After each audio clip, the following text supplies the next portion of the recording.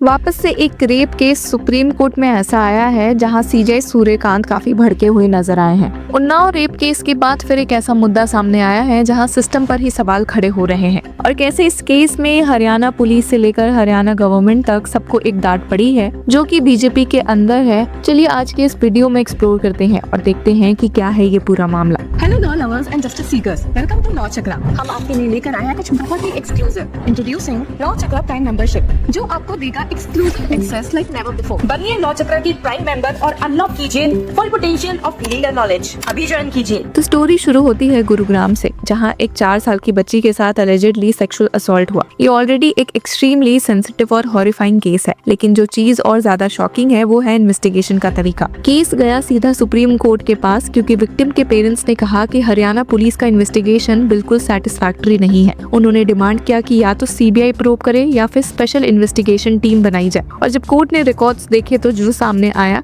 उसने जजेस को लिटरली शॉक कर दिया। सीजे सूर्यकांत ने सीधा कहा, it's a glaring case where police have made all out efforts to protect the accused. अब ये स्टेटमेंट कोई छोटी बात नहीं है। सुप्रीम कोर्ट का ये कहना कि पुलिस अक्यूज्ड को प्रोटेक्ट कर रही है, इसका मतलब है कि इन्वेस्टिगेशन में सिर्फ लैप्सेस नहीं है बल्कि पॉसिबल बायस या डेलिब्रेट डाइल्यूशन भी हो सकता है। और सबसे बड़ा इशू क्या था? चार्जेस का डाउनग्रेड। अब पॉक्सो एक्ट के अंदर अलग अलग सेक्शंस होते हैं डिपेंडिंग ऑन सीवियरिटी। यहाँ पे प्राइमा फसाई एविडेंस था कि ये case aggravated penetrative sexual assault का है, जो कि सेक्शन 6 के अंदर आता है और ये सबसे सीरियस कैटेगरी होती है जिसमें पनिशमेंट भी काफी स्ट्रिक्ट हो। लेकिन पुलिस ने एफआईआर रजिस्टर की अंडर सेक्शन 10, जो कि एग्रेवेटेड सेक्सुअल असॉल्ट है, कंपैरेटिवली लेसर ऑफेंस। और सीजे सूर्यकांत ने इस पे ही बहुत स्ट्रॉन्ग ऑब्जर्वेशन दिया। कहा कि the record leaves no room for doubt that an offence under section 6 POCSO was apparently committed. The police however registered the FIR and downgraded the offence. मतलब clear language में कोर्ट कह रही है कि evidence देखकर सेक्शन 6 लगना चाहिए, लेकिन पुलिस ने बिना किसी क्लियर रीजन के उसे कम सीरियस बना दिया है। और यहीं पर कोर्ट का गुस्सा और ज्यादा दिखा। हियरिंग के दौरान जस्टिस जॉय माल्या बागची ने कहा कि if this is the quality of understanding sensitivity in case of a 4 years old child, what do you expect of the rule of law? अब सोचिए एक 4 साल की बच्ची के केस में अगर पुलिस का ये एटीट्यूड है तो आम लोगों को जस्टिस कैसे मिलेगा? उन्होंने और भी कहा कि you say it's not a case of rape but assault. We are indicating what's distressing. Highest police officials taking that stand to bring down the offense. It's for courts to decide, not CWC. और यहाँ एक important legal principal भी highlight होता है कि offence का nature decide करना ultimately court का काम है, ना कि पुलिस या चाइल्ड वेलफेयर कमेटी का। और फिर आते हैं सीजे सूर्यकांत के रिमार्क्स पर, जो शायद इस हियरिंग का सबसे पावरफुल मोमेंट था। उन्होंने कहा कि the family and child have been harassed. Child went through more horrifying experience after what happened with her. Repeated victimization. और ये लाइन बहुत इंपॉर्टेंट है क्योंकि ये एक कंसेप्ट को हाईलाइट करता है जिसे हम कहते हैं सेकेंडरी विक्टिमाइजेशन या री-ट्रॉमेटाइजेशन। मतलब जो ट्रॉमा क्राइम के टाइम हुआ उससे ज्यादा ट्रॉमा इन्वेस्टिगेशन प्रोसेस के दौरान हो गया। और कोर्ट ने क्लियरली बोला, trauma and plight of the child was multiplied due to the insensitive, reckless, irresponsible and completely unlawful method of investigation having been adopted by Gurugram police. अब एक डायरेक्ट इंडाइटमेंट है पूरे इन्वेस्टिगेशन सिस्टम का। सीजे ने और भी स्ट्रॉन्ग वर्ड्स यूज किए। You are disbelieving a 4-year child, shame on them. If the state has any respect for law, they will transfer them. और एक और लाइन जो काफी वायरल हो रही है, the moment we take cognizance, you start arresting. इसका मतलब ये है कि जब तक सुप्रीम कोर्ट ने इंटरवेन नहीं किया था तब तक कोई प्रॉपर एक्शन नहीं लिया गया। और यहाँ पे सुप्रीम कोर्ट ने सिर्फ क्रिटिसाइज नहीं किया बल्कि एक्शन भी लिया। कोर्ट ने एक स्पेशल इन्वेस्टिगेशन टीम बनाई है और इम्पोर्टेंटली कोर्ट ने ऑर्डर दिया कि गुरुग्राम के कमिश्नर ऑफ पुलिस और इन्वेस्टिगेटिंग ऑफिसर को इस प्रोब से कंप्लीट डिसोसिएट किया जाए। ये एक स्ट्रॉन्ग स्टेप है क्योंकि इसका मतलब है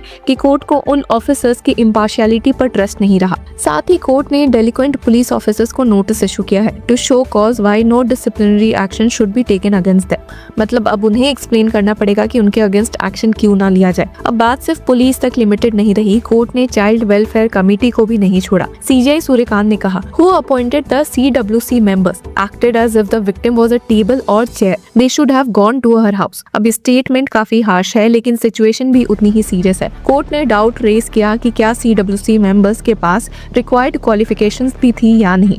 और प्रिंसिपल सेक्रेटरी हरियाणा को डायरेक्शन दिया गया कि वो अफिडेविट फाइल करे एक्सप्लेनिंग द अपॉइंटमेंट्स। यहाँ एक सिस्टमिक इशू हाईलाइट होता है कि सिर्फ पुलिस नहीं बल्कि चाइल्ड प्रोटेक्शन सिस्टम के मल्टीपल स्टेक होल्डर्स फेल हो गए हैं। एक और शॉकिंग एस्पेक्ट था मेडिकल रिपोर्ट का। कोर्ट ने मैक्स हॉस्पिटल के एक डॉक्टर को नोटिस इशू किया है क्योंकि एलिगेशन है कि मेडिकल रिपोर्ट चेंज की गई थी। और ये सब तब सामने आया जब senior advocate advocate Mukul Rohatgi ने मैटर मेंशन किया और कहा कि a strong message must go from the apex court, और लगता है कोर्ट ने वो मैसेज दे ही दिया है। कोर्ट ने इससे पहले मार्च 23 को इन्वेस्टिगेशन को शॉकिंग और इनसेंसिटिव कहा था और एक और डिस्टर्बिंग चीज नोट की थी कि जुडिशियल मजिस्ट्रेट ने विक्टिम का स्टेटमेंट अक्यूज्ड के क्लोज प्रॉक्सिमिटी में रिकॉर्ड किया। अब ये बेसिक सेफ गार्ड्स के अगेंस्ट है, स्पेशली जब विक्टिम एक माइनर है। कोर्ट ने जुडिशियल मजिस्ट्रेट पर भी क्रिटिसिज्म किया कि उन्होंने इंश्योर नहीं किया कि सेक्शन 6 के अंदर इन्वेस्टिगेशन हो। तो ये पूरा केस एक पैटर्न दिखाता है जहां पुलिस ने अलिजिडली ऑफेंस डाइल्यूट किया, चाइल्ड वेलफेयर कमेटी ने इनसेंसिटिव अप्रोच ली, मेडिकल रिपोर्ट में इनकंसिस्टेंसीज आए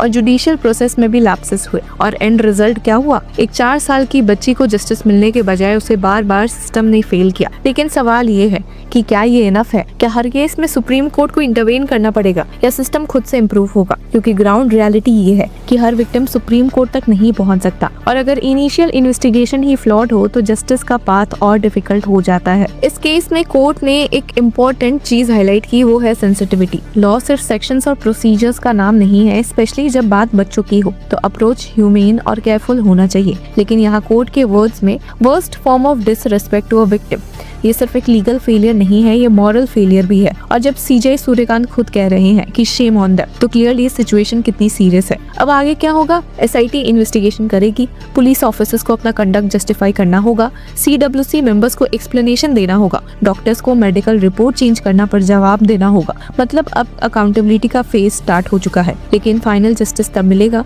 जब इन्वेस्टिगेशन फेयर होगी और ट्रायल प्रॉपरली कंडक्ट होगा, और सबसे इम्पोर्टेंट जब विक्टिम्स को और ट्रॉमा ना झेलना पड़े। तो व्यूअर्स, इस पूरे मुद्दे में आपकी क्या राय है? Do let us know in the comment section. Until then keep following Law चक्र।